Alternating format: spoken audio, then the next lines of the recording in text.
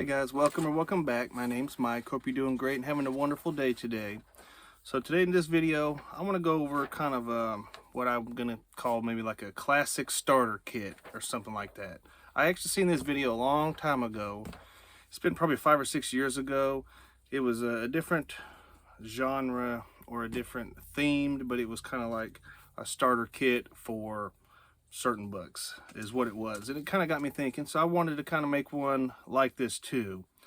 So in this I've got 6 different I don't know, more than 6 genres, but I lump them up into 6 different sections, I guess you could call it. So I've got a little stack of books here I want to go over, and I've got my notes, that's why I keep looking to the side. So the first one I've got is romance / drama, and again, these are for the classics, any of the classical works. So the first one I have in the romance drama is Catcher in the Rye. This is a very well-known book, especially here in America. I don't think it's still read in school. It could be, but it used to be read in high school for years and years and years. So that's the first one. Next one I have is Little Women by Louisa May Alcott. This is another good classic, more of a love story. I mean, it's got drama in there too, but... And then the other one, probably one of the pillars of the classical genre, is Jane Austen, Pride and Prejudice. I'd probably start with this on these 3. And I forgot to mention up front, each section of these I've got at least 3 books. Some I've got 2, but I don't want to make this video super long. But Jane Austen, I'd probably start with that one. The next section I have is fantasy / adventure. And we got to start with the original J.R.R. Tolkien, The Hobbit. This is your, in my opinion, #1 classic fantasy adventure book. It's not really long, it's pretty short. And then obviously this introduces you to the Lord of the Rings trilogy, but this is a must for a classic beginner.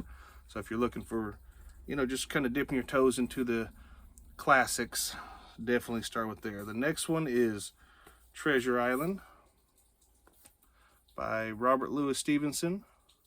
Another must for sure, definitely a good book. And then the next one and the last one is Around the World in 80 Days by Jules Verne. They actually made a movie of this, I think, not too long ago, which I haven't seen, but definitely worth checking that out.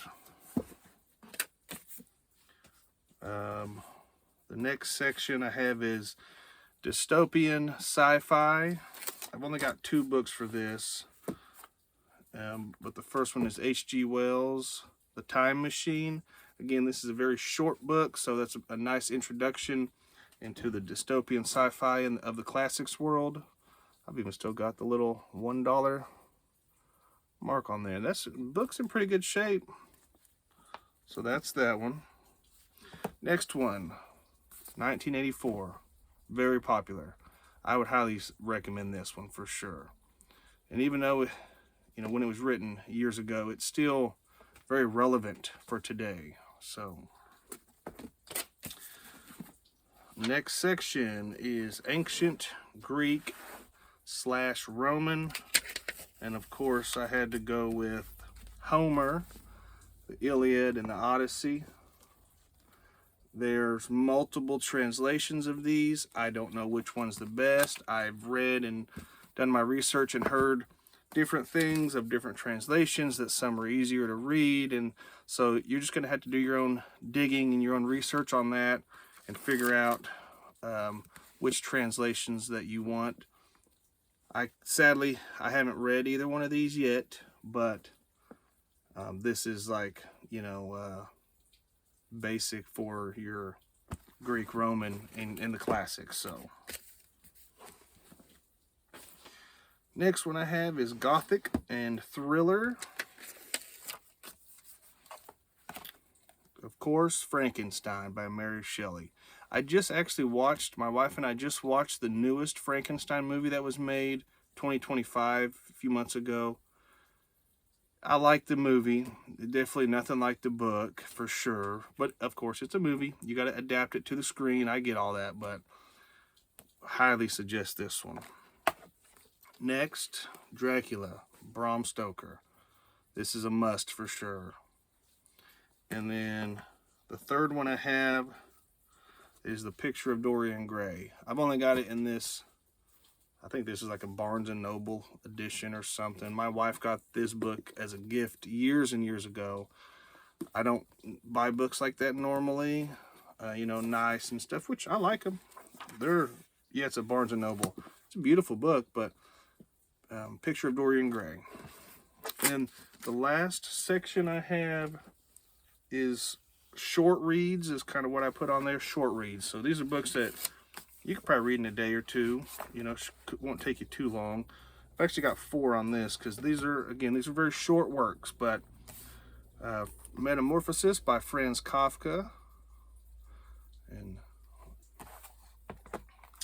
Ernest Hemingway, The Old Man and the Sea. And then I've got The Strange Case of Dr. Jekyll, Mr. Hyde, which I'm sure everyone's heard, by Robert Louis Stevenson. Again, very short, but definitely well worth it. And then the last one, I just read this in 2025, in December of 2025, and that's A Christmas Carol, Charles Dickens. I mentioned this before. I like this. I just think I need to reread it, slow down with it a little bit to appreciate it more. Because obviously these are all classics for a reason, you know. So that's my short little throw a bunch of books at you. You know, if you're just looking to kind of jump into the classics genre of literature, I guess. But thank you guys for watching, and I'll see you in the next one.